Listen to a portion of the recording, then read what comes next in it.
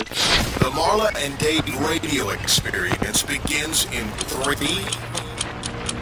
2, 1. Now, if you're ready, we will begin. Welcome to the Marla and Dave radio show. This is reality radio with a couple that keeps it real. Current events, pop culture, music, relationships, fitness, the hot topics of the day. Marla and Dave Thomas. This is the Marla and Dave radio show. Real radio. Turn up! Welcome to the Marla and Dave show. Ladies and gentlemen, how are you? My name is Marla. And my name is Dave, hence the Marla and Dave show. Marla, you just jumped right out there. You're back to your normal competitive self. I like that. And this it's going to be a rowdy discussion today. Is the Madhouse. Now, you don't need to adjust your screens or turn your sound down. If something is going mad, it's us. It's not you. Just sit back and enjoy the combo. How about that? Did you like that? That's kind of like a new, low-key intro. I'm trying it. I'm trying to be like a flight attendant. As you see, I'm confused. Marla and low-key don't usually go together. But anyway, what up, y'all? How about that? Is that better? Marla and Dave show. That's more like what I expect. All right, we don't want to go another minute before we do what we normally do. And we want to tell you that the Madhouse, the Marla and Dave show, is brought to you by, and I do it every time, is not a selfie survey. It's a selfie station. If those here in a world where we're all looking to make extra money, really, and people will say to themselves, "Hey, I wish there was a way that I could make money, be independent, and really work for myself." Well, there is a way. You can do that, and it doesn't have to cost you everything. But you could be the owner of your own selfie station, and it's a small device that so yay big that you can take with you, and people will hire you to come and be the life of their party. So it takes an average party and it turns into a red carpet event, just like that. Social media is attached, boom. Instagram, boom. Facebook, boom.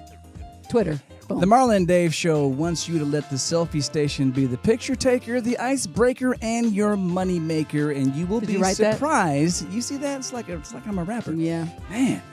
You'll be surprised how much people will pay you to make your business the life of their party. And if you join today by going to ubnselfie.com, ubnselfie.com, we will give you, and put in the promo code, the MND show. We will give you $500 off the professional package. Again, you can have your own business and have fun doing it.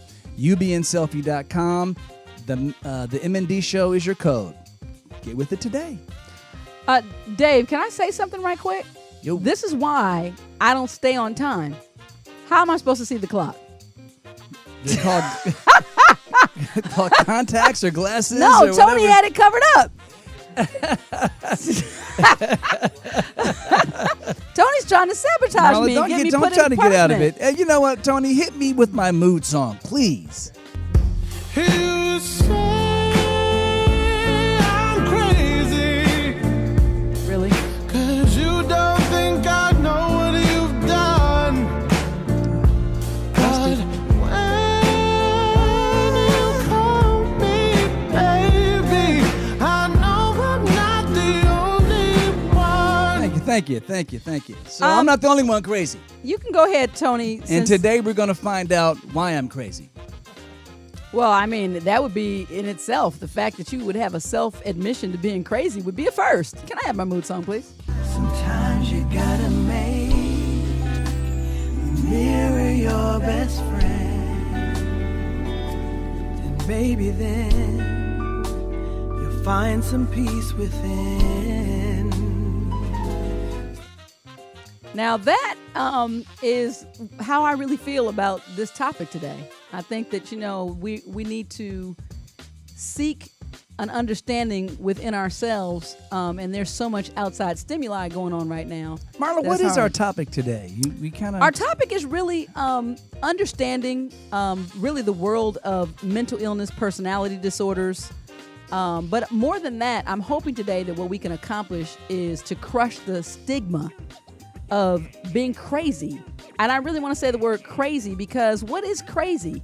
And with all that we're seeing, to me, this is very important. We've got a guest here, psychotherapist Candace Presser, who's going to help us join the conversation. We can't solve all the problems, but we're going to have a really good discussion about it during the course of this day. Before we get to that, though, let's do our weekend review. Let's do it. I see you have written here Dave's tennis revenge. Dave finally got a hold of Victor and our neighbor who beat him the last time, and he was victorious. But Victor is convinced that Brandy Norwood came out, Bran and her crew. There were about 10 people that came to the tennis court, and only 4 of them could actually play tennis. And it was just a tennis sort of circus. A rowdy atmosphere. It was like circus a US tennis. Open atmosphere. And I versus think any of the other majors. it kind of shook Victor. Victor was shaken by the fact that, it's that whole thing. Dave had minions. He had tennis minions. Then what happened after that, and we were probably going to mention this next week, but I'll say it now. Then last night, Victor actually snuck onto our roof and actually unplugged one of the wires to our air conditioning unit. And so for a couple of days, we had no air conditioning. It was literally 86 degrees in our house. Yeah, and let me say this, by the way, for those of you who always talk about how competitive we are, Dave and I have joined forces now, and we are working together to become a power mixed doubles couple, and we're doing pretty good. Yeah, we're doing good. We're doing really good. We're doing good. We're instead of smacking each other's asses, we're smacking the asses of other people. Now, Marla, remember the motivation that you used to keep me on a roll. Just keep that in mind.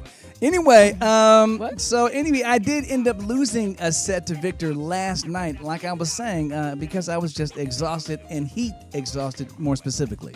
And Victor actually he runs our complex, and so we live in condos, townhomes, and he does a phenomenal job. So that's why David is assigning that Victor killed the air.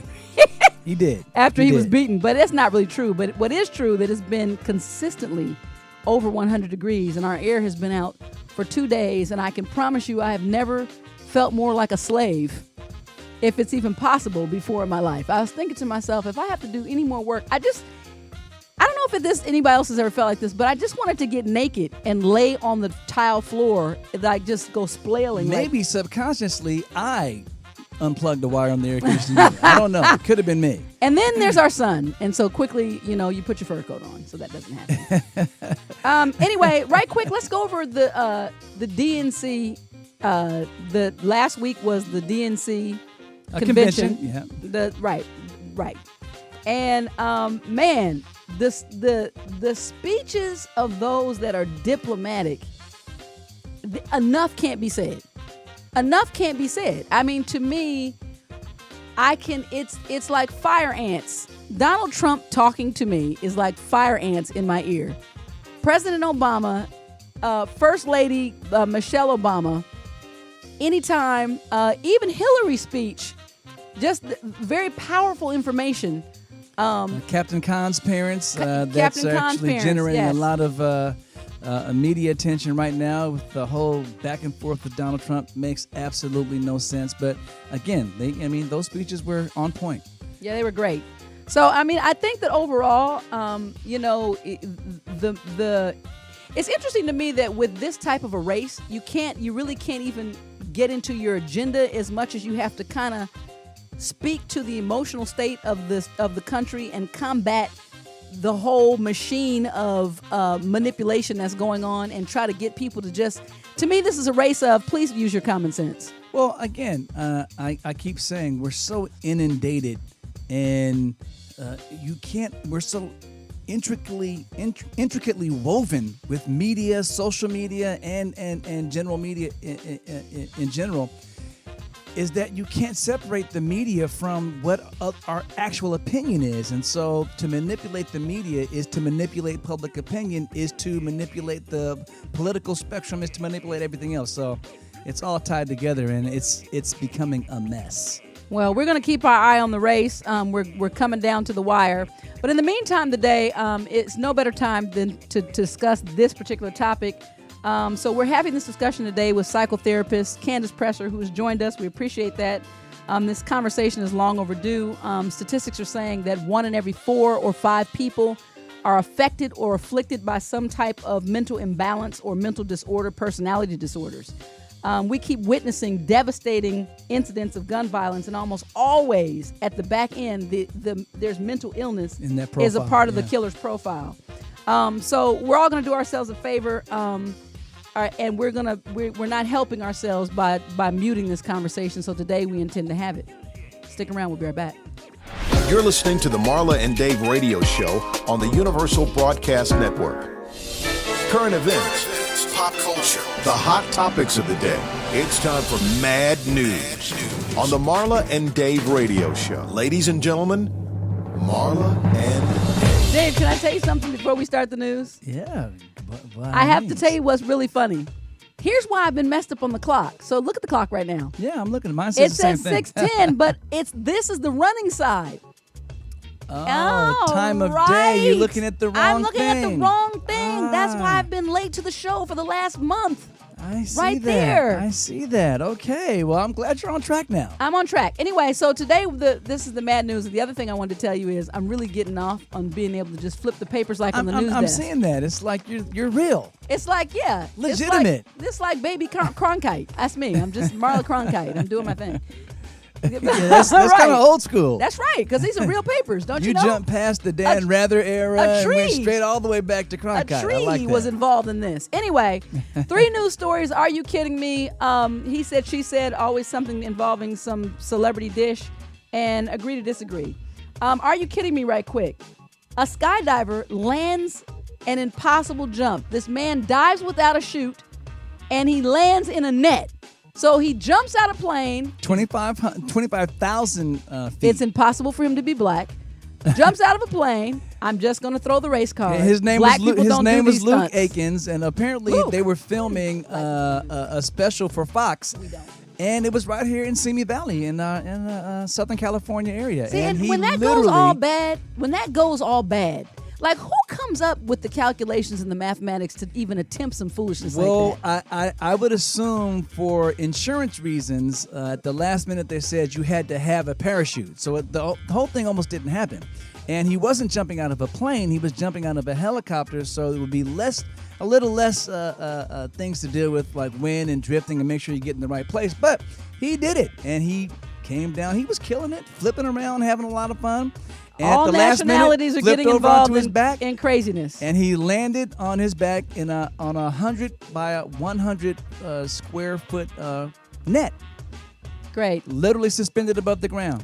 Last week, a Chinese lady goes through a wildlife park, gets snatched up from talking back to her husband by a tiger. This week, man jumps out of a plane with no parachute, lands in a net. I want to see the show when it finally airs on Fox. Anyway, we're going to jump over to He Said, She Said. Mila Kunis, was dishing about Ashton's penis, her husband. Well, she said, stop it. Tony picked up a hydro flask. For the record. Tony, that's a hydro flask. Tony, stop it. She said a carrot. I would say we wish, but I'm pretty sure not too many women would wish to have sex with us if we look like this. And there's probably some. And the point is that she was on one of the late night shows, and she was given a choice. She was kind of embarrassed. Wait, she was on James Corden's show. Yes, but she was you're one of your favorites. He's so easygoing that you almost can't not answer him. Well, the game they were playing was called Spill Your Guts, and so you're going to spill your guts one way or the other, because the thing is, you either got to spill your guts about the information, all I can say is dish, or literally eat or drink something that's so gross that you're going to spill your guts anyway. Yeah, so anyway, it's a win-win for Ashton. If it's a carrot, we eat those. So there you go. You're a happy man at home. The last one is the agree to disagree. Malia Obama was pictured in a video at Lollapalooza, which is a huge musical. You're so hip. I said Cronkite. You heard me say it, right? So you already know. Oh, man, yeah, Lollapalooza. And she was dancing with her friends. And she pulled up her tunic. It wasn't a dress. And she had on some little shorts underneath and kind of did a little... She had on some booty shorts. Yeah. She's an 18-year-old teenager. So the thing about it is, do we agree that this is should be expected from... Is that just typical teen fun? Or is she about to become unwound and out of control? First of all, I think I give kudos to President Obama and Michelle Obama for actually not making a big deal of it, because that's normal teenage behavior as far as I'm concerned. And to make too much of a big deal out of something that actually was nothing is going to drive her in the wrong direction as far as I'm concerned. So to me, it was good. You know, it was okay. It was, you know, you would hope that she would have better judgment in the future, but she's 18. Not so bad that she didn't. She's so 18. we agree that it was she typical had 18-year-old behavior. Judgment. All right, we'll be back with the show. This ain't your mama's radio show. Can you handle the truth? Then get ready for a real radio experience. Ladies and gentlemen, Marla and Dave. All right, 323-284-7826. That's the number to call in. We definitely want you to be part of the discussion today, as always. And so we appreciate your calls. Marla, let's get right to the topic. We don't want to go another minute without formally introducing our beautiful guest, Miss Candace Presser. Welcome back to the Marla and Dave Show. We had so much fun having you here before. And when I say fun, it was informative, but always a good time. And so, you know, we have you back, and we're for those of you who are here today, we've been speaking about a possible reoccurring, depending on her schedule. We'd like to have her once a month, because I think that this is a very, very, very important topic, and due to a lot of the involvement and the things that I've experienced within my own family, I am at the beginning of gathering information and putting together my own foundation that we've secured called Loving Beyond Reason. So that's something, this topic is very dear to me. I think that there are a lot of parents that are affected. I see people in the chat room. Welcome to the chat room. If you're listening to the Marla and Dave Show and you want to log on and come into the chat room, we always encourage your input and conversation. We're never here to talk at you. We would love to talk with you. And so today we all plan to do that. And if you're actually watching the show on Marla's Facebook page, make sure you actually try to call in, because we don't usually have the opportunity to monitor those comments as well. So, right. Anyway, so Candace, first of all, like Marla said, thank you for being a guest again on the show. Thanks for having me. Could you explain to me what is the difference between mental illness and sort of mental disorder? You know what I'm saying? Is it always that someone is You're actually just going right there, aren't you? Is someone actually always ill, or someone has propensities to lean outside of what we call the norm? And is that ill? Great questions, Dave. Oh, well, thank you. You know, personally, I like to try and stay away from labels as much as possible. I like to use diagnoses just in terms of helping me understand how someone is struggling, but not necessarily label them, because I feel like labels can be so harmful and shameful at times. So I'm not exactly answering your question, I realize. Well, No, I understand that. So which is what, you know, it's interesting that you say that, because in speaking with other people with some of the things that I've been through or that we go through continually, even now, I call labels a handle. It's like a handlebar. Like, in other words, with no label, it's like riding a unicycle. If I have the handle, I can better guide and understand the direction that the bike is moving in, but you don't walk around and say, you know, this is a two-wheel bike with a handlebar. It's not, I don't need to say that. The bottom line is understanding that gives me something to grip a hold of, so I can get an understanding of how to even interact. And that's exactly how I look at diagnoses. But you mentioned earlier about reducing the stigma. And Right. I feel like by using words like really clear mental illness, mental disorders, that's a way of categorizing things. But I think if we use those terms, it also can be putting a stigma on things sometimes. so when you have somebody in your world that's suffering, what would you suggest? For example, for us, you know, understanding that there's somebody in our world who has a borderline personality disorder. So do you just address what you're seeing in their behavior, or do you say, you know, how do you get through to them? Well, I think first of all, we have to understand that people don't fit into these cookie cutter molds of these definitions. So even when you find one diagnosis that fits, I like to think of it as they have traits of different disorders, again, to get a handle on what's going on with that person. Now, is that more to get an overall therapeutic direction that includes specifically medication? In other words, is that an indicator for maybe certain medications versus certain levels of way you discuss and communicate with that person, or I think both? all of the above. All different ways are in terms of treatment.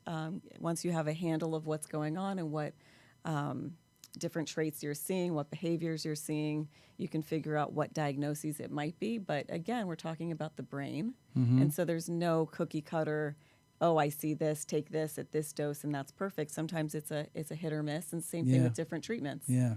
So one of the things I think that, I wanted to really focus on in this conversation as well is the adolescent, the burgeoning. What are the factors that we're looking at today? In your professional opinion, is it the input? Is it the environment? Is it just a permission, so to say, of, I was saying to my mom, we were talking today, and I said, it's interesting how it's almost as if control is no longer even required. Like, it's not expected. It's expected for you to just do what you feel. And so you never learn to hold back or not say that thing that comes to your mind. I hop on my social network and I'm like, boop, boop, boop, boop, boop, and I just blurt.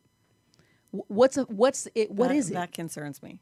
Right. Yeah. So are we seeing more, or is it just, are we seeing more mental imbalance, mental illness, personality disorders coming forward? Or are we just talking about them more or exposing them more? That's a great question. I think it could be both. I think on the one hand, because of social media, everything's at our fingertips.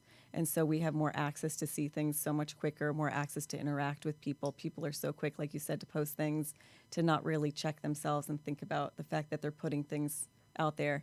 I mean, it would be hard for me to say statistic-wise if things are happening more, but I kind of feel like we're definitely seeing more crime. We're seeing more everything in the world, right, because I think we have more access to seeing what's going on out there with the internet. Right. And go ahead. Well, I was going to say,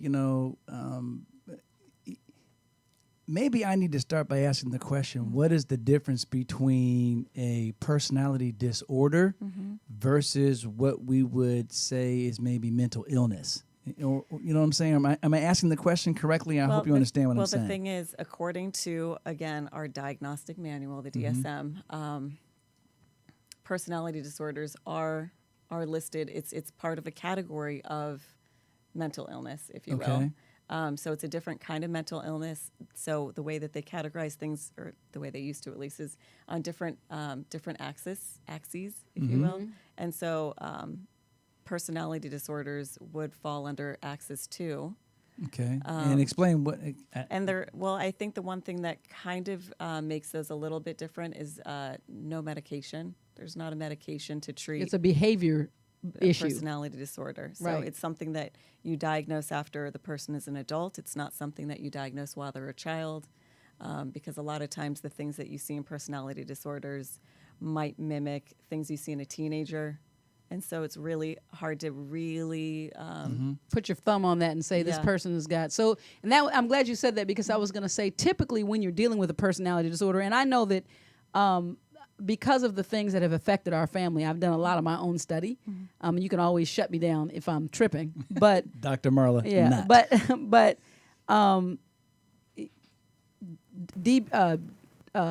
dialectical behavior therapy, DBT? Borderline personality disorder. There's narcissistic personality disorder, right? In MPD, BPD. These are just some of the things that are related to personality extremes that I know versus bipolar or schizophrenia, which would fall under axis 1. Correct. Yeah. Okay. So quick, could you explain the difference between axis 1 and axis 2? Is that because one has a cure and you can be treated with medication and one cannot? I'm sure there are other reasons why it's a different axis. I honestly, it's been a long time since I've studied all this stuff. I just know for a fact that personality disorders are they come under a completely different heading. Yeah. So exactly. Right. So and when you talked about that, I was going to ask you, at what age does 18 and over? There you go. Yeah. So if you're dealing with, and is that just for access 2? Because can you see real hardcore mental imbalance and mental illness in small children? Again, I think it's really tricky before you want to slap that label on someone and start to medicate them in a certain way. My guess, I'm not a psychiatrist, so I'm a psychotherapist. Right. But it's something that you want to keep an eye out for. So maybe you'll see certain tendencies that might match a diagnosis. Do children depress? Yeah. Children And absolutely. like an obvious depression where they're just like what does that look? It can look various ways. It can look an acting out way. It can look like a very, like a classic depression, lack of motivation. So someone once said to me that when we talk about depression, it's actually a suppressed life force. Is that, in other words, how we look at depression in certain ways, but your inability to actually motivate to do sometimes, right? But is that chemical? It can also manifest in different ways. Right. Same thing with anxiety. Right. Anxiety. Ooh. And I feel like everything kind of crosses. That's the one I hear the most. I feel anxious. I know that for our son, he said when he was in high school, he would say, I just he felt physically, he would say his heart. Anxiety. Yeah, he was dealing with anxiety. And when he was diagnosed initially, that's what we were told, that he had an anxiety disorder. And he was explaining that he felt heavy, like his heart. He felt like, something was just pressing on his heart. And the same, I think, with our oldest daughter, when it came to pressures in high school, she would literally, her legs would go numb. A couple times the ambulance was called. She was, rushed to the hospital, and it was panic attack. Yeah, literally a physical manifestation of these things. Yeah. And so, that was very interesting to me. But again, so many of the things crisscrossed into the idea or the understanding that these are kids going through typical transitions, becoming adults, not that these are disorders. And not only that, as adults, don't we all have moments of anxiety and depression too? I know. I'm depressed now, which is why my lipstick is not the right color. Which is my point. Yes. And how much of this is normal? When do we decide that there's an actual problem that might need to be diagnosed, and just normal flow through life that we all go through ups and downs? I think whether you consider it normal or abnormal, I think it's helpful to have support and learn tools to manage whatever's going on. Because now, and I'm going to say this from the other side. A lot of times it seems like What's the other side? As parents or people who deal with people who we consider have certain issues that need to be dealt with, if it doesn't literally, if I'm having a hard time dealing with you, then my frustration is really about me and not really about something that you're going through. And so it becomes almost a cloudy, murky area that becomes very difficult to deal with. Does that make any sense? I think, but I'm not quite sure what you're asking. In other words, what I'm saying is, as a parent and child, as a parent and child, in my day, I can say I felt anxious about certain things. My dad would say, if you don't do it, I'll give you something. Right. And nothing. This is something that you should be concerned about. And he whips out the belt, which actually was more concerning than what I was dealing with. And suddenly I had a spectrum to deal with. So you think that we're coddling our children? Is that what you're saying? I'm asking, is there something, is there anything to that? I think what you're describing is we weren't encouraged to learn how to manage our feelings. It was suck it up, get over it, that kind of thing. And then we're left with all of these unresolved feelings and the ways that they're manifesting themselves in our bodies, making us feel really shitty. Right. Now, in other words, I don't feel like it was so bad for me the way I turned out. I actually feel like my understanding of that, I didn't like that, and trying not to do that to my own kids, which might have been the issue. In other words, maybe I should have just whipped out the belt and been like, take it or leave it. And I did sometimes. So, I'm not sure. But the question that we can ask ourselves is, did that work? Because it didn't. And if I know for us, I'm going to speak for myself. If I could go back knowing what I know my children who are adults now suffer with, there are things I would have definitely done different, for sure. Because in other words, you do parent according to what you overcame. Yeah. And I always felt like, when they get older, they'll understand.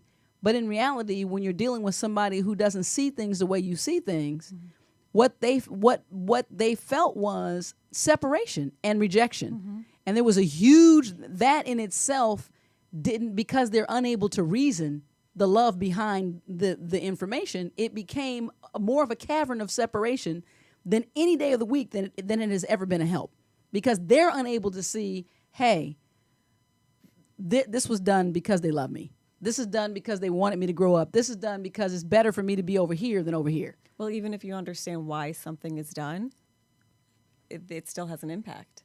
Yeah. So what do you think happens? I'm asking you, Dave. Okay. What do you think happens to those feelings that are then pushed down?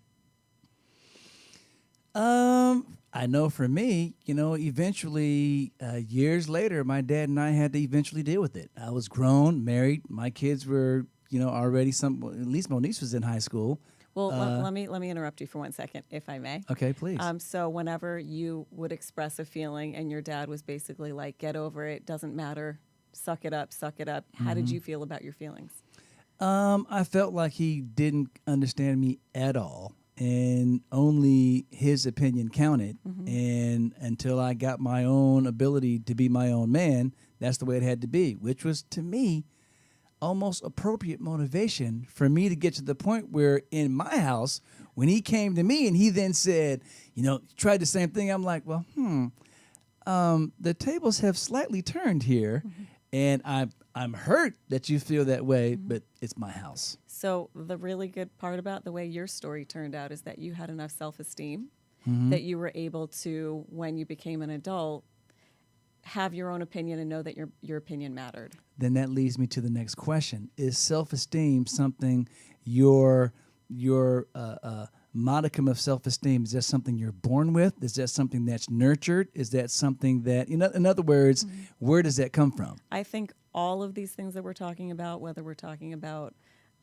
mental illness, self-esteem, all of these things is a combination of nature and nurture. So we're definitely going to be born with certain predispositions. We can't control that. And then our environment really plays a huge part in how we flourish. And so if you take someone who's maybe naturally inclined more towards depression, shyness, insecurity, and you tell them your opinion doesn't matter, what I say goes, get over it, move on, they're not going to grow up with the self-esteem to feel like they're important, that they have a voice, that what they say matters, et cetera, et cetera. And I'm big on always sharing my own experiences more than anything. And I will speak for myself and say that I can relate to that fully, because as a child, so many things were said to me that people would probably be shocked. I'm going to share them today. That affected me in a way that never show in my personality and behavior, but drive me on the inside. I'm gonna share that when we come back.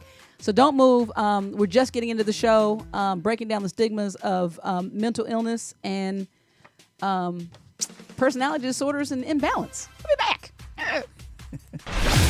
Hey guys, listen up. Learn something. 26 years of marriage from two unique perspectives equals 52 years of relationship experience. It's time for Ask Marla and Dave. Answers to your questions about life, love, and relationship based on Marla and Dave's real life experience. It's about to get real. Ask Marla and Dave. All right, Marla wants the addendum added here that says essentially that it's 28 years of marriage and 56 years of experience and wisdom. Boom. Thanks, Dave. Hal, can you hit us with a new?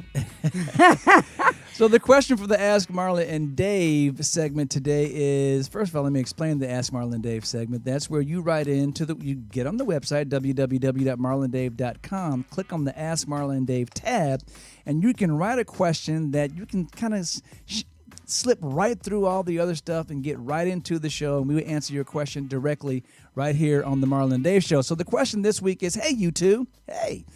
I am married with 2 children. Well, young adults is more like it. My oldest daughter is out of the house and on her own. The youngest daughter is 20 years old and is attending a local college and still living at home. My youngest is in a relationship, and over the past year, her boyfriend has been over the house late and has been staying over. What?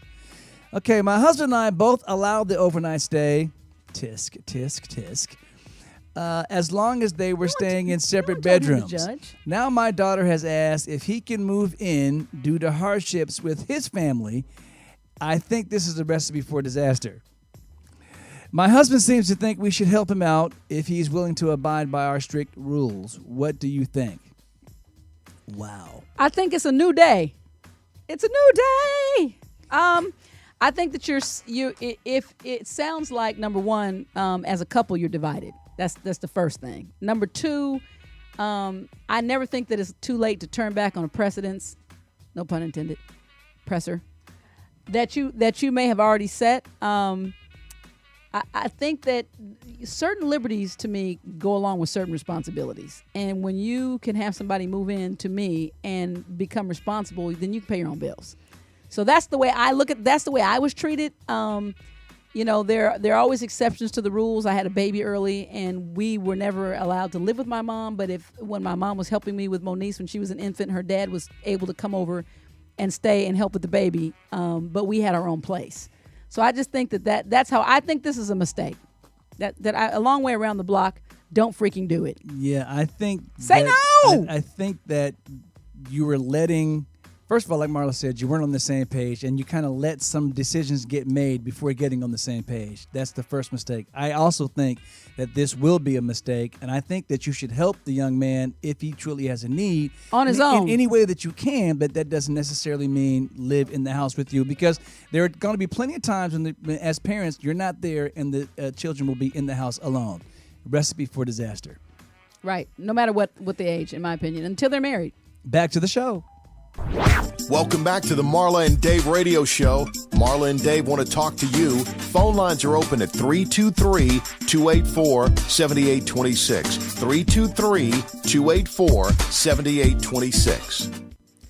323-284-7826. What's on your mind? We want to know. Call us. We're live here at the Marla and Dave show. Like I said, always pop in. Hey, Ray, just join the chat room. How you doing? Gloria Lynn, Devana. What's up, Devana? Keisha, and everybody else who's in and out. Sandra had to bounce. So for all of those who are watching now, and also the droves of people who come and watch the replay, welcome to the Marla and Dave show, and we're glad that you're joining us. Well, before we went to the last break, I was saying that I was going to share my personal experience and something that people may not know about how certain events in my life affected me. Recently, in a heavy way, I've been dealing with the pieces of Marla. And when I had an incident recently that was so overwhelming. Dave was out of town, and I was at probably such a low place. I really was contemplating things like I like disappearing, like I couldn't manage it. And I was on the phone with my mother, and my father called. And my father has always loved me, takes care, blah, blah, blah, of the things. But emotionally, that just was never his lane. I mean, period. And I kind of understood that it was in our house, everything catered to his way or the highway. And in this weakest moment, I normally don't talk to my dad about anything emotional. But I was on the phone with my mom, and he clicked in, which is rare. I'm usually the initiator. And I just burst into tears. And he then immediately, his response was anger, swearing, like, what shit? And I said, you know what? And I caught myself, and I said, let me call you back. Because I couldn't, because I have grown used to facilitating the relationship when we were probably about 12 years ago, maybe 10, a very grown woman, but a young woman. I remember this thing clicked, and it said, you know what? He's not capable. He's not equipped. He's not equipped. Mm-hmm. And so therefore, let him go. Like release that part of what you expect. Mm-hmm. And so what I said is, I'm not in a mindset right now. I'm too fragile. Mm-hmm. Emotionally right now, I'm too fragile to carry this relationship. So some of the things that I've learned is growing up in a girl in an all-boys family, meaning that one brother, my father's two sisters, that they were the families were like this, and each sister had a son. So 3 boys born before me, and it was clear and told to me, whether we want to brush it under the rug or not, that, you know, we don't like girls, essentially. We're a boy family kind of deal. So that in the back of your head, so you're the most competitive, you're trying to prove yourself every minute, which now I have a phrase that I say, proof of love instead of proof of life. So when my mom left at 14, what ended up happening is, subconsciously I said, nobody's really going to be able to look out for me. And immediately I became protective.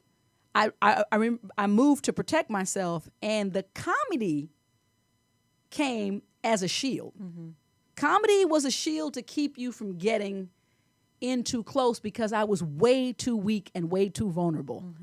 And then ended up, being attracted to or getting into a relationship that with Monisa's father, who he too was emotionally unavailable. And so then I put Monisa in a position, which I've since apologized to her, to have that same lack of nurturing father in her life, which the blessing was Dave, for the record.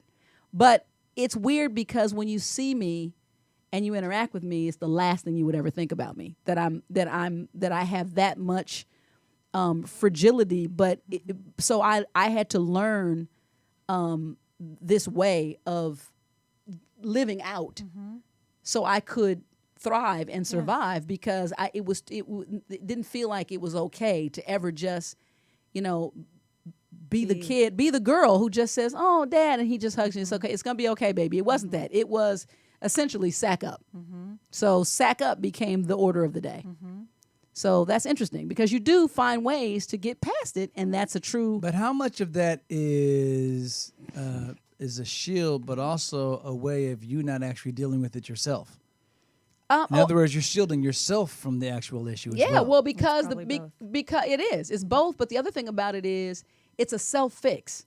What I'm saying is, in many attempts going to my father and trying to have the conversation, for example, he called me back 6 weeks later, and literally, and when we talked, his comment was, "Oh shit, I was about to tell you." And I said, "Dad, I laid it all out there for you and your brother." I said, "You have, but I'm not going to allow you to make this about you right now. I can't let you make this about you." I said, and so he went quiet. And I said, "I just am not in a position." I said, "I've learned a long time ago what you need." And I said, "Many times when you and I are talking, you're saying the same thing I'm saying, but you need to be the authority. And maybe that's okay, because you are. And I give you that. But 99% of everything you say to me, I can't use it. I just listen to you and let you talk. But I'm not in a position to facilitate you today." Nicole in the chat room said maybe one of these series needs to be about, yes, we tend to have Candace on a regular basis, about daddy issues. Right. That she deals with. She has a lot to say about that topic. But again, even what Marla is saying, and based on Candace, what you said earlier about that, pretty much the mental and psychiatry field is a combination. The problems are a combination of nurture and nature. Sort of the environment that you're in, and sort of the genetics that you were born with. So that being said, is there such a thing as, that sounds like a sliding scale, so to speak. So in other words, I might have a diminished genetic profile that makes me predisposed to certain neuroses or psychoses, and we'll have to ask what the difference between those two a little bit later. But if given the right environment, I can overcome that without feeling like I need to take medication or any other type of therapy. Is that true? I'm not sure exactly. Can you what beat? you're asking. Can you beat? In other words, can I have with certain input? Can you get past mental illness? Can I be diagnosed bipolar, and can I be diagnosed NPD or BPD, and really just because of the environment that I'm in, and if it's so supportive, I can actually get over the hump and have a normal life? I think it's more than a supportive environment. It's about learning tools and skills to manage your emotions and manage events and manage things that are going on in your lives. So that's where therapy comes into play. That's where treatment comes into play. Again, we all want to survive. We all need to survive and thrive in the environments that we're born in. We figure out ways to do that. In some ways are healthy, some are not. Exactly. Yeah. So the hope is that we have the supportive environment to allow us an opportunity to develop healthy coping mechanisms that you would learn, say, in therapy or treatment. Yeah. So that people aren't turning to unhealthy ways of, denial in various ways, using substances, et cetera, et Well, cetera. you mentioned denial. Again, it seems like if I have a mental issue that I'm dealing with or a personality issue that I'm dealing with, it probably wouldn't be considered that if I was so rational that I can just say, oh, I'm dealing with this. I need to probably go get some therapy. Usually, it would seem like, to me, my experience has been those people are always in denial. Yeah, Well, And it takes a third party to kind of shake things shine up. some light. Yeah. Yeah, a lot of times. So let's go Yeah, ahead. I think it depends on what issues are coming up. I think oftentimes with personality disorders, perhaps that third party needs to kind of play a bit of a role. But again, there are co-occurring disorders. So it's not just looking at one thing only. It's looking at a variety of issues. So maybe they come to therapy for their anxiety and their depression or their substance abuse or their eating disorder or something like that. And then you become aware of these other issues that are going on too. So Let's ask that question. A quick description of psychosis. we're going to have to Google that. Okay, Yeah. our neurosis. Definition-wise, I don't.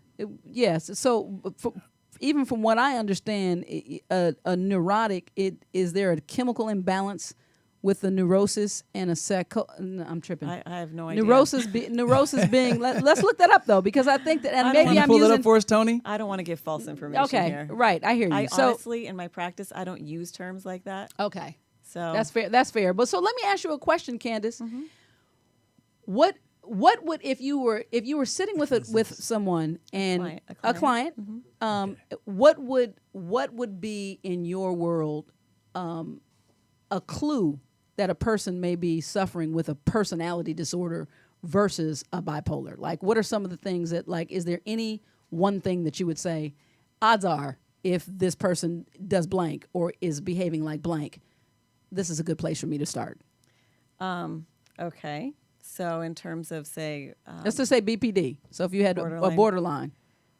what have you seen in your experience? One thing is I find detachment. I find that they're unable to connect in a healthy way to any relationship. That's the one thing that I realize, that they cycle around. That it's impossible for you. You rarely see them in long-term relationships. So because the intensity of that relationship, they just can't manage it. I think the word that comes to mind for borderline personality disorder is unstable. So unstable relationships, unstable sense of self, unstable emotions. So that's like instability, unstable, either Right. way. And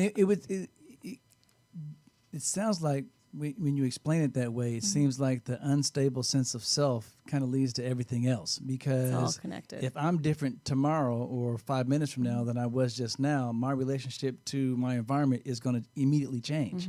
So it seems like that would be. And There's a lot of emotional dysregulation going on. I know with relationships, they go between two kind of polar opposites, where you're Love, hate. I mean, it's all or nothing. Extreme, I idealized, you're amazing, you're my best friend, and then next thing I you love know, you, and then you're a you piece of breathe wrong and you're a piece of shit. Yeah. Right. So is that a harder, because I know even with the study that we were doing about that, it seems like it's even hard to treat. I was reading statistics like 80% of the mental health professional community won't even get involved because it's too taxing, and it's not a curable thing. I think from what I understand, I'm not a DBT therapist in particular, but I've done some training and studying around it. That has been a very effective style of treatment. Right. And so Marsha Linehan, by the way. Exactly. Dialectic behavioral therapy. Yes.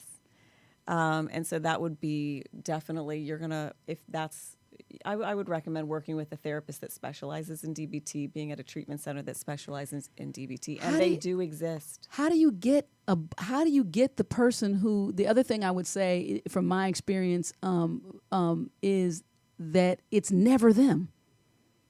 Nothing's wrong with them. You are the one that's effed up. So how do you get?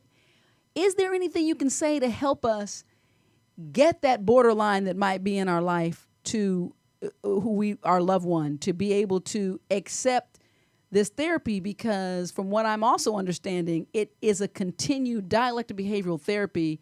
By the way, it trains you to pause because there's a lot of mindfulness. Yes, right. Which I think is honestly, I work with all my clients on mindfulness regardless of their diagnosis, because I believe that the present moment is the point of power. Okay. And so we can't do anything about what was in the past. We can't yet do anything about what hasn't happened yet. Yeah. So right now is the moment that we've control over. Okay. And so that is definitely utilized in DBT. Okay. So how do you get them to consent? Because it seems like and it needs to be an ongoing process. And I do know that about DBT. Well, usually that it's not about just going into the therapist and dealing with the crisis of the moment, which they tend to have. Correct me if I'm wrong, Candace, because for me, in my experience, it really takes almost a traumatic experience. That person has to actually almost be ready. You can't really force someone to accept something that they're not going to accept anyway. I mean, you can't force somebody to accept anything. I feel like people need to be open and willing and wanting help before they can get it. And it usually takes some issues and dealing with something catastrophic, some circumstances that actually, with the result of something catastrophic, that drives someone to those types of therapeutic understandings. And but at the same time, the same way any client would come to my office that isn't gung-ho about starting therapy, maybe their loved one says, just give it one chance, give it one session, see how you feel. And then if the connection is there, oftentimes they're open to continuing because they start to feel better. Mm-hmm. So if you can just get them in the door the first time, oftentimes it's just planting that seed. And I would suggest that, to be honest, that online for all those listening is also an incredible tool to understanding what you're looking at, which is what we were talking about earlier, not to take this diagnosis and club your loved one over the head with it, or somebody that is suffering at all, because you're not going to get anywhere that way. I can just tell you that right off the bat. You won't. But I also caution you from trying to figure out diagnoses on your own and self-diagnosing yourself or other people. That can be a dangerous thing too. And that kind of applies to someone in the chat room is asking, how would you suggest, or what tips would you offer to deal with someone who's dealing with depression and the way they view reality is just off. And, to me, I don't know, I'm sure, Candace, you would agree, but I would definitely say let a professional do it. Absolutely. Because all from in my experience, all I've known that we as loved ones, family members, friends can do is pretty much have a rigid paradigm on your behavior and where your boundaries are, and let that be that. Yes. That's a very loving thing that you can do for someone that you think might have some issues, and then point them in the right direction to get professional help. It's the same thing if we're talking about cancer. You're going to set those boundaries. You're going to be worried about that person. You're going to offer support, and you're going to send them on to the professionals. Yeah. We're not going to treat it ourselves. Right. Yeah, absolutely. And I think that's, which is why we talk about, parents, it's really hard, because when you see, if it's your child that's suffering, you want to save them from themselves more than you even want to do anything for yourself. Like, in other words, so finding those resources and getting the answers becomes you're fixated at some point. So I think that the boundaries have to be discussed, and I think that they're different as that child, if it's a child who's suffering, moves from one stage of life to another. I remember we were talking earlier just about teens in general, and what can really be done to help a teen stay in a treatment program. Can you even do it? You know what I'm saying? So you never know. So the point is that I think it's different as you go through different phases. And so that's very important to understand what that boundary is for you in each phase of this young person's life. Well, as you can see, the learning process goes on both sides of the fence for Marla and I, because we even learn what questions are more appropriate to ask to get the answers that we need. We're having a great discussion with Candace Presser, and we'll be right back. It's time for the Marla and Dave Doghouse. Marla has something that should put Dave in the doghouse. Dave has something that should put Marla in the doghouse. You decide who gets a biscuit and who gets busted and ends up in the doghouse. Dave ate my cupcake. Slam the door. It's over. Okay. Now, I wasn't going to do this. Last night, Marla came in and with two blueberry cupcakes and one piece of red velvet cake from Susie Cakes, which is absolutely my favorite. Now, our son, he hates anything berry. So he was like, and he knows that red velvet is my absolute and everything favorite. is an attempt indirectly to say, get out. So I put berry on the whole house. Until then, Marla says, "Oh, Dave, here's a You and Dee can share the red gave us velvet. some extra. You can share the red velvet. Actually, the one of the blueberry cupcakes is for you." I eat the blueberry cupcake. I had one. The sliver was so small that it couldn't even maintain integrity to stand up on its own. So it was really like 2 spoonfuls of red velvet. And that was enough. And then I had the blueberry cupcake. Marla had a blueberry cupcake, comes downstairs at about 11 o'clock at night. Who ate the blueberry cupcake? I'm like, what? You just said it was mine.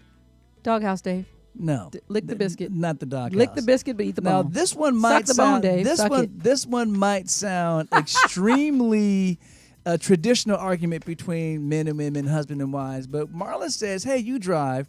She's periscoping, and she can't even focus on the periscope because she's also telling me how to drive. Because, Dave, you can't be trusted. You speed. You see brake lights. Yeah, I see brake lights. Because Thanks. we need to stop the accident, sweet pea, before it happens. And I think there's a little projection going on, Candace. You might be able to speak to this because Marla's the one who a lady stops at a intersection and Marla smashes into the back of her. I didn't smash wasn't into me. the back of her. I accelerated into the back of her. I did it intentionally because she needed to learn a lesson. When the light turns green to turn, you should turn. If not, people will hit you. Okay. Well, I She think learned it's her lesson, didn't she? self-explanatory on both issues. Marla has just walked into the doghouse of her own volition. That's the I'm out. doghouse, and we're going to get back to the show. Marla, you lose. Sorry. I'm out in the world teaching lessons. What's the action? You'll laugh. You'll learn. You'll learn. You'll get mad. Shut up! You'll get happy. But you won't be bored. This is the Marla and Dave radio show on the Universal Broadcast Network. All right, for the record, Marla, I see you looking at the chat room and you see that you lose. So No, Nicole says, why couldn't she have a cupcake if she picked them up? Nicole, she had the And cupcake. Hey Ray said, "Oh my, Marla! It was just a little fender bender, and it wasn't Hey even Ray my said, own car. Marla, you lose. I wasn't even in my own car. It was a BMW loaner. I'm supposed to crash the loaner. It's a test. Oh, I want to see how strong they are. They're good. Because Get yourself because a BMW. her actual car was already in the shop. Jeez. Anyway, enough of the lightness, and we're gonna keep the conversation light today because I think our goal is to destroy the stigma behind mental illness, and I think some of the catchphrases, the words that we use, add to the stigma like crazy. I mean, it's not cool. I vowed. It's like saying the N-word. I vowed a couple years ago to stop using it, but then it just flies out of my mouth. I can't. I don't even. Sometimes I'm like, what are you, crazy? I can't. It's horrible. And then my question really is, who determines norm? So is norm? Here's something that I've said. I want to tell this to Candace and see if she can back me. This is me, the layman, right here. I think that life in norm, which I like to do this is the spectrum of norm. Within this spectrum, there are micro. Everything is such a unique level, but when it becomes an illness or disorder or abnormal, it falls. Anything in here can be productive. Can literally survive in society and interact with society productively. Excuse me. Anything on either side of this cannot. So you become non-functional when you fall off of these sides. And if you, which still is you, it's still the unique you, but if you choose to want to operate within the spectrum of normal productive function, you have to treat where you are and find a way to get back complementary here. help. You need to get back. That's the way I look at it, because I don't think that there's one thing, but I do think what you said earlier to me, when you can, because if I go into a depression or I feel anxiety or whatever, I'm aware that I'm out of sorts. I've come in here before and just gone, ugh, I'm just having a bad day. So I can still function, but it's hard. Like I can feel this suppression. So I just think that the ability to question and to accept where you are might be considered normal.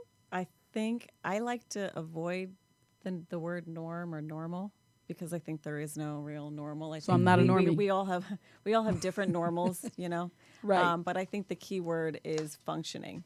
And so anytime whatever's going on for you, you're no longer able to function in various ways, whether it's personally, professionally, yada, yada, that's when it becomes an issue, more so than is it normal, not normal. Right. If it affects your ability to be productive in the world, to show up for work, to go to school, those kinds of things, that's when you probably need a little bit more help to deal with whatever's going on. Right. Nicole in the chat room says, can't normal be seen on a continuum based on the circumstance? I don't typically stop, drop, and roll, but It's appropriate when I'm on fire. When I'm on fire. Yeah. No, and I tend to agree with that. I say that about almost everything in life. For instance, and we've had discussions about sexuality. No one is hardcore. You find some people on the extreme, but most people are kind of somewhere on the spectrum. Continue, right. That's why you have heterosexuals that seem more effeminate or more masculine if they're women, and they don't necessarily have to be gay or lesbian. And you find some gays or lesbians or transsexuals or LGBT in the community. And help me again, Tony. QI. Questioning and intersex. That are somewhere in the middle, and then the choice comes into play which way you want to, where you choose to go. I'm taking away the cue. It's not right.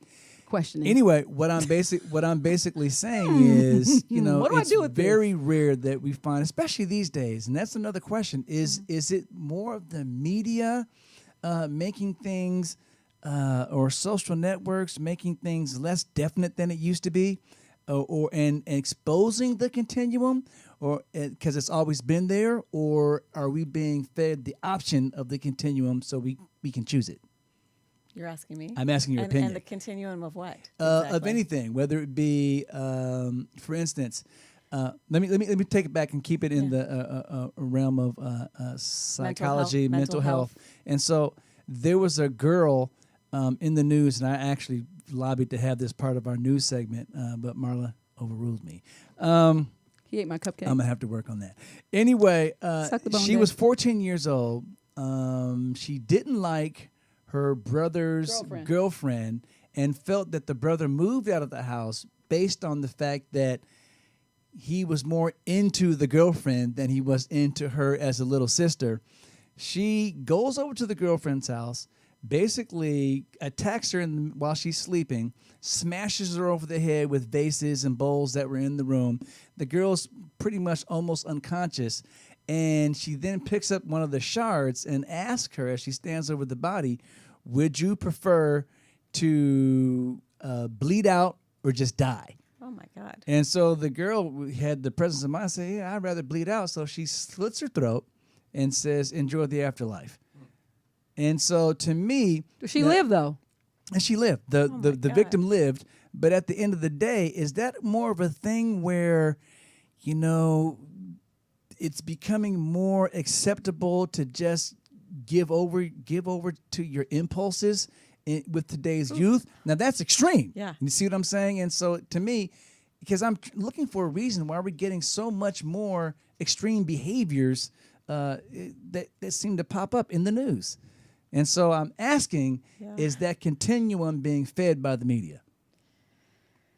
I do feel like the media, unfortunately, plays a negative role in making celebrities out of people. I mean, I think people are now so quick to want to be famous for something, and they don't really care what it is. Interesting that you said that, because the point that I left out of the story is she had been doing research and said this was the beginning of her, being a serial killer. Oh. This was her first, she'd been doing kill. research, and here's her first kill. Oh, and terrifying. And, that's where she was going. Yeah. And it's She's almost... clearly she's able to dissociate. I mean, that there's something severely, there's some severe And so let me ask a good question about that. Yeah. So is it even possible for a story like that, for a young person to go from 0 to the throat slit with the family or nobody around Yeah, knowing the parents anything have that's no unright. idea. That's not right. Honestly, I can't imagine that there aren't red flags along the way. That's what I'm just cannot asking. Imagine. We don't I know think- these people, but I'm just saying, and just from a clinical perspective. I mean, I think, again, clinically, you can't look at one piece of information and just slap on a diagnosis. I Mm-hmm. think there are probably so many different things going on in that family with that upbringing. The whole there's a story, and I think that we need more pieces of the story. Is it to is really it understand is it what's going on. always or maybe never a parent's fault? Is it something that just is? Is it always? And I'm gonna ask that question again. Is it? I don't like to believe in always never. Well, because black, people say, white. like, in other words, with so many people, even for me in particular, I've had people write in and say, your daughter behaves in this particular way because of reality TV, and that's because you raised her to be that, or this is, in other words, it's always a parent's fault. I don't believe in Right. So I'm saying, can it be? I think it's nature and nurture, Right. and I think that there are lots of different factors Right. that go into it. And I think that I think we live in a society that looks to blame someone, and I don't think we can always look to blame because even if you do figure out, maybe even if you can pinpoint certain factors that created a situation, okay, now what? Now Yeah. what do we do? So you have to deal with it. Yeah, Responsibility and accountability are two different things. At some point, an individual has to say, okay, here I am, regardless of how I got here. What do I do with it? Do I want to keep living my life this way? Right. Well, those are huge questions, because I think that, as you see different behaviors in your children, at any age, I know for me, for the longest time, there are things that it didn't involve me, but they hurt to see your children treat others Yes. in this particular way, and you want to fix it, but you Well, you have to. They're their choices. I work with adults and I work with adolescents, adults, couples, and families. So I'm thinking about a couple younger adolescents that I'm working with, and there are certainly behaviors that I see, and I can see what road they're going to go down if certain boundaries are not set at home. And so my work in those with those clients is more with the parents to help them parent differently, to set boundaries, to create some structure. To teach the children what's allowed and not allowed, and also create a safe place for them to process their feelings so that they're not acting out in such extreme ways. Is spanking just never recommended ever again? I think it's a very personal thing. I feel... Can every child be reasoned with? On some level, you think you can find a way to communicate without knocking their block off? Yes, I do. Okay. Yeah. I'm a communicator. I'm a therapist. Yeah. I believe in the power of communication, healthy communication, being clear, being direct, setting very clear boundaries, sticking with them, consistency. I feel like all of those things send a very clear message. And I think that sometimes when you hit a child, what are you exactly teaching? Well, I'll look at it It's like a different this. argument, I understand. And I know, and it's something that I'll give my opinion in this way. When I look at the way my brother actually viewed my dad's parenting, because we got spanked, and the way I looked at it, it seemed like it was a little bit more devastating for him. And when he relates the same experiences to me, and I was right there, I'm like, man, I had no idea. I don't even know what you're talking about. It didn't affect me in the same way. Yeah, everybody gets affected by things differently, for sure. So the implication there is that there is no one way to parent. You parent the individual the way that they need, and it might be different for child to child within the same family. And then if that would be the case, Candace, professionally speaking, what would be your opinion then when one of the kids is saying it's not fair? Because inevitably, that's where children go. If the behaviors aren't the same, it's going to be interpreted as unfair. Well, maybe it's not the behaviors, but it's the expectations, it's rules. It depends on what playing field you're kind of dealing with here. In other words, for instance, if the rule is if you don't do X, you're going to get a spanking. Now, maybe this child is going to benefit from that, and another child is not going to benefit from that. How do you then say, child A, you needed this spanking and this is helpful? In other words, kids don't seem to have the ability to differentiate at that level until they're no longer kids. But how do you know the impact of the spanking on the child then? Well, you got to spank them first and do a little test. Beat them and find out later. You got to do the spank test, of I course. mean, I think unfortunately the thing that you're reinforcing is Hitting is violence. yeah, and dad gets angry, and I'm afraid of dad. What if you're not even angry? What if you're, you know what? This is going to hurt me, son, more than it's going to hurt you. Oh, you're in my house. You're instilling fear from dad. Shouldn't your kids on some level isn't some fear healthy of a parent? Perhaps if it's done in a safe way, so they know that they're still safe. But I feel like hitting doesn't feel safe to me. Let me give you an example. Yeah. Now, my younger brother, was more afraid to break. My sister was deathly afraid to break the rules, and so my brother and I would always take advantage of that fact. And when my parents were away, we didn't do anything, knowing good and well she was so terrified of my parents' reactions. She would do all the work. We'd like, oh, whatever, we'll take the spanking. You know what I mean? And I was the kind of person that I weighed the pros and cons of the result of the behavior. So if I knew that, you know, the spanking is about 30 seconds of a couple of hits with the belt, oh well, this crossing this boundary is now worth it. But then you actually, the very thing they wanted you to do, you never did. So did the spanking really serve a purpose? In other words, I wasn't going to do it anyway. But yeah, the spanking does serve the purpose that You didn't do the thing they wanted you to do. But I understood their displeasure. Does that make any sense? And any other way, I really don't think I would have respected the displeasure and respected somebody's wishes. Let's say it was like cleaning your room. Okay. And if you didn't clean your room, you got a spanking.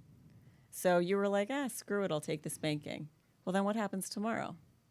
How's the room ever getting cleaned? Well, in my house, if it looked like I was being flippant with the spanking got worse and worse until finally I complied. And after a while, certain spankings were like, oh, okay, I'm cleaning the room. Okay, so eventually you did. But what Candace is saying is what was very interesting, because I mentioned this earlier. In the raising of our three children, who are all three very different, extremely different human beings, we can honestly say between the two of us, due to the responsiveness of a communication with our youngest daughter, she hardly ever got spanked. I could probably think maybe twice. Matter of fact, I can only think that she even told a lie to us twice in her whole adolescent growing up that she was busted for.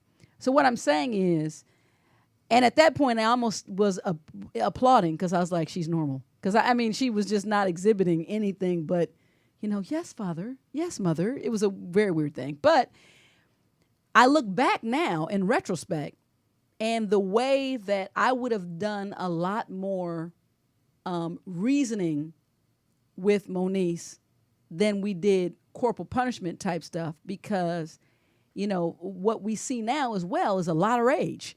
Just in general, she's a rager. But I think everything plays a part. But even the things that I've learned and studied, I would have created more of a bed of acceptance versus hardcore discipline to really get her to understand the best I could, and then set different kinds of boundaries instead of the spank. I don't think you need spanking for boundaries. I'm not one for spanking. I'll be clear on that one. I believe that you can set very clear boundaries and use different leverage and positive reinforcement to get the result that you're actually going for in a healthy way, rather than physical. Now, I understand that position, and I am kind of one foot in both camps, because I was always raised in an environment, because I'm making it sound like my dad was just child abuser. But in my household, I felt equally loved, if that makes any sense. So at the end of the day, I think that's where the balance lies. As long as the child, matter of fact, I think your self-esteem grows from that loving environment. Out of 5 not kids, from the spanking environment. Out of 5 kids, everybody can relate a completely different feeling and experience. And you guys have all talked to that, because of what I'm saying is, again, having 3 different children with 3 different emotional makeups and psyches and needs, it's different for everyone. So there is no one general rule. We have to talk about, we can't get out of here, and we're not about to leave at this moment. But before we leave, we're going to make sure Candace can share what resources are the most accessible and where to go to begin to get help. We'll be right back. It's time to play the Marla and Dave Love Game. Here are Marla and Dave to explain how it works. All right, it's time for the MaD Love Game. This is one of my favorite parts of the show. It's MaD Love Game time. The MaD Love Game is a game that was created by Marla and me. Has the three categories that we think impact most relationships. That's finance, sex, and communication. It's played by rolling a single die. It has those categories Dave, as can I well. ask you a question? Hold on. As well as the MaD logo, Just one which question. makes it wild. You can pretty much choose your category, and it has loser turn too. You just don't want that. It's self-explanatory. We are going to let Candace roll the die, and while I'm passing the die, Marla, what's your question? My question is, you'll be 50 years old in October. Is that factual? Yes, it's That's true. a fact. That's okay. a fact. How many years would you say you've been actually sexually active between masturbating and intercourse? A lot, right? So That what would did be you a say? wow. You started masturbating at like what, 12, maybe 11? Can you What get I'm to saying the point? is, I'm the point concerned that I'm if really we're just saying going. is, I don't even after know if I want to 40 get in the some car odd with you. years of sexual stimulation of some kind, aren't you tired of sex? Because you perk up every time you say sex with the game. Do you want to take a break? Isn't that self-explanatory? Clearly, the answer is no. What'd you roll, Money, Candace? money. Okay, finance. All right, let's get to it. Candace, your question is... No, we've done that too many times. Here's one. Candace, what does FICO stand for? Oh, shit. FICO score is something that determines whether or not you get Your that car loan. Your FICO score, Your right? FICO score, yes. Yeah. Do you know what it stands for? F, information, and care about opinions. That would be a no. Federal income. I don't know. Okay. Isaac's Almost. Federal FICO stands for Federal Insurance. Fair Isaac and Company. Fair Isaac and Company. The company Isaac? that And how do historically we know he's fair? Historically, when the whole credit system was being put together, it was the company Trump. that assigned Trump's credit behind ratings. So now here's the questions and the cards in the MaD Love Game were set up in such a way. There's the question that the answers come from the PEW Research Center, and there's also a further discussion question that kind of makes it fun when you're playing in a big group. The further discussion question is, how important is someone's FICO score when considering them for a suitable mate, as far as you're concerned? Oh. Candace? That's a great question. I've got really good credit, so I don't. You don't want to be with the buster. Yeah. Yeah. If you're not rolling up on my I might girl not need- Candace with the You know 800, what? keep I rolling. might not even know what FICO stands for, but if you ain't got one, You know bye. what? Honestly, stability. Stability is important. Yeah. Security. It's an security, indicator of stability. Yeah. And I bet that if your FICO is good, you probably don't spank. Our FICO sucked when we started spanking our kids. We're good now, but We it was stopped bad back in the spanking. day. We stopped spanking. We had to grow past the spanking with our FICO. We had to get our numbers up. All right, again, you can get your own copy of the MaD Love Game by going to www.marlanddave.com. Click on the MaD Merch tab, and there you'll find the MaD Love Game as well as other merchandise that's fun for your life. Back to the show. Hello, everyone. My name is Lamont Baxter. A few weeks ago, I had the privilege of being a guest on the Marla and Dave show. The topic of discussion during our show was money matters. And so what we decided to do for the audience of the Marla and Dave show is bring to you a weekly segment and call it just that, Money Matters. I will be sharing with you basic wealth building principles to help you build a successful financial plan for you, your family, your business. There's some things that you have to do in order to give yourself the best possibility to succeed, and that's what we'll discuss. Protect, save, and grow in the proper order, the proper vehicles that are good for you. None of this financial entertainment stuff. We're going to single it down to what makes sense for you. Clearly, if you have any questions, you reach out to Dave or to Marla through their show, or you'll be able to access my information as well. ProtectSaveAndGrow.com is my website. You can follow me on Twitter, Protect, Save, Grow. And they'll have a phone number and an email address for you to reach out to me as well. But what we really want to do is be able to introduce you to and expand your knowledge around basic wealth building principles. These principles will help you have a successful retirement. These principles will also help you have a successful financial life, not only today, but into the future. So remember, protect, save, and grow. Till next time, be well.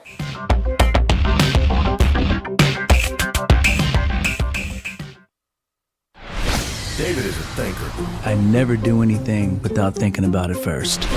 Marla is a feeler. I basically wear my personality on my sleeve. But when Marla and Dave get together, it's like a match dancing with a firecracker. This is the Marla and Dave Radio Show on the Universal Broadcast Network. Okay, right before we get back to this incredible discussion with our guest Candace Presser, it's time to take a look at last week's poll question and then the poll question for this week coming up. The poll question last week was, what percentage of blame for the recent acts of gun violence would you place on mental illness? Their options were A, 100%, B, 50% or more, C, 25% or less, E, none. 100% of you said 25% or less. That's interesting. So the question for next week is, what is the biggest fashion turn on? A, hashtag scantily clad, or B, modestly covered? Marla, please. Well, I mean, Dave, listen. Sometimes, the nudity is so overstimulating that it just makes you flaccid. Let's go on with the show. Can you handle the truth? This is modern American dialogue in a mad world from two unique, fresh, transparent perspectives. This is the Marla and Dave Radio Show. Right now, I'm kind of feeling like this is my own little sub Tony Sweet area because I got Periscope going and then the Facebook. You're in charge of some stuff. I got some stuff and I got papers I get to wiggle. Yeah. There's someone on the Periscope who wanted to ask Candace a question, and the question is I think I'm gonna get this right, is an obsession with success a mental illness? That was a question. Is being obsessed with success considered a mental illness? So again, what I would say is anytime something is interfering with your ability to be functioning in your world is when it becomes a problem. So I don't want to call mental illness again, but I think that if your obsession is getting in the way of your ability to function, ability to have relationships, then it becomes an issue that you need to start looking at. It's like earlier when we asked the question, the difference between neurosis and psychosis. Psychosis seems to imply a break from reality. Mm-hmm. Neurosis just seems to be behavioral. It's more that you a little imbalance. Yes. So that seems like an imbalance with work. I might be such a workaholic that my personal relationships, I can't succeed in my personal relationships, and I might need some help there. Well, the one thing I do know is, as all of us, as I myself definitely subscribe to therapy and outside help and intervention for myself. Forget about me trying to assign that to others. I see it to be a very, very valuable thing. And, especially now, a lot I've been, for various reasons, shouldering a lot on my own because the resources are limited. Mm-hmm. And so that was one of the things I wanted to be sure that I did not leave anyone today listening without an understanding of what is the best way to approach finding and getting the right resources for them to get help. And so where would you suggest that they start? So the thing is, I think that there are a lot of resources out there, but so many families that I work with don't know what's out there until I introduce them to it, various resources and things. So I feel like finding yourself a really good therapist will know how to plug you into what you need. Exactly. So for me, even when people are referred to me, if I feel like I'm not the right fit, I don't just hang up on them. I help connect them with the right people. I point them in the right direction. So that whether it's a facility, a treatment center, another treatment provider, if I start to hear something and they're focusing on something that maybe I don't specialize in, I reach out to colleagues on Facebook and different professionals that I know to help connect them with what will help them best. I would also suggest that you go to your local social services if money is an issue. They have just about every level of help that you can get there, and even to those who can't pay at all, to those who can pay a little, they'll work with you there as well. So, and a lot of times there's a stigma with that as well. But in efforts to get my adult, one of my adult children to be on their own, you know, I was saying, hey, make this available to you as well. It's here for you. You're an adult. You've worked. You've paid taxes. There it is. Go get it. What's interesting is while on the one hand, I caution you from using the internet to self-diagnose, I do think when you're struggling with something, the internet can be a really helpful place in finding various resources. Right. I wanted to also ask this question and make this statement. And Candace, maybe you can help us with this before we go. I wanted you to let us know, if you could, give us one or two things that you should never say to someone who's suffering, and maybe one or two things that you should say. Okay, so let me think about that for a second. So I never call anybody crazy.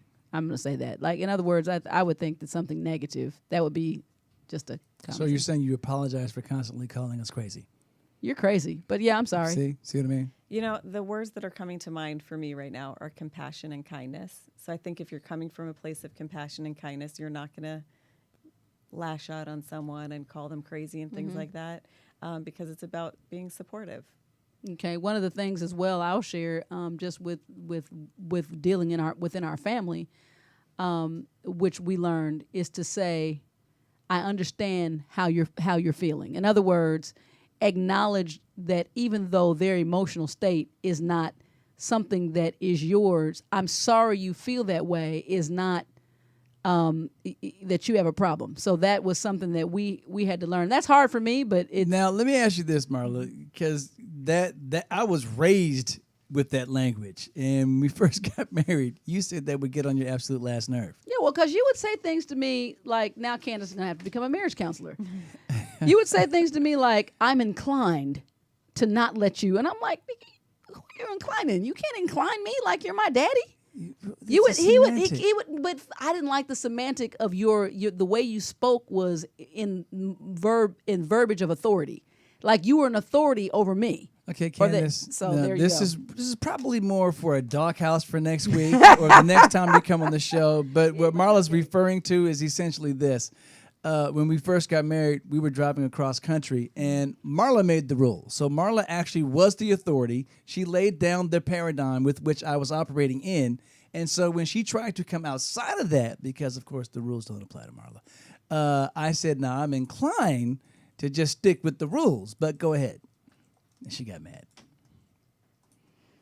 Don't incline me. You see how that works? I was the one inclined, Candace. Anyway, we had a great discussion with you today. Thank you again for your insight.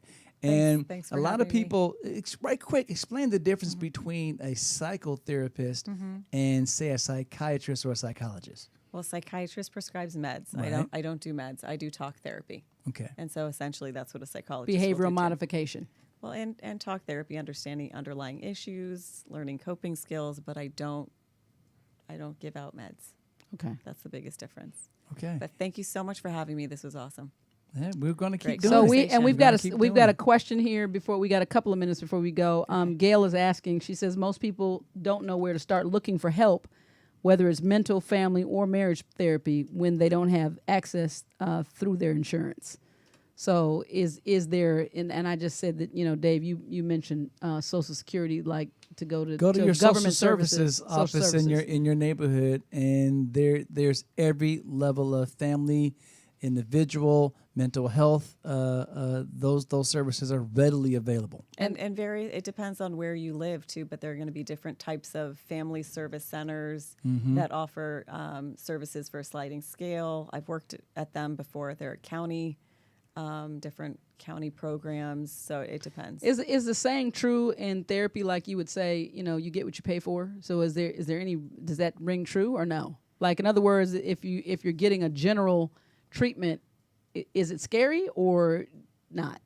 I think it's going to be a very individual thing. I think there are going to be great treatment providers at various levels. I think it's a personal thing. It's a personal connection that you make. Being in private practice now, like I am. Yeah, I'm worth what you pay. Right. But I was also worth what you paid when you paid for me on a sliding scale when I worked for one of these facilities. Right. So And a just lot of who times I you are. find that there are private practice physicians, doctors, and therapists that also donate their time still on a regular basis to some of those other facilities as Absolutely. well. And many practitioners work on a sliding scale too. And I want to leave everybody with this one thing. The one thing that I've learned in dealing with imbalances throughout my family is please be mindful that those who are suffering are doing just that. It's painful for them to not be able to find their way, or to be suffering with a depression, or to be in a tumultuous rage state, or even to not be able to move forward. Hence the compassion and kindness. Yes, it's very painful. So if you could approach and deal with them with compassion and love, which is something I'm working on every day, I think that's a good place for us to all start. Our guest was Candace Presser. We are Marla and Dave. This has been the Marla and Dave Show. We're And- navigating. Our relationship, the world of relationships from inside of ours. I was What? saying navigating the mad world of relationship from inside of ours. Next week, we'll be broadcasting live from the island of Kauai. Aloha. Join Thanks us. to our wonderful producer, Mr. Tony Sweet. See you next week.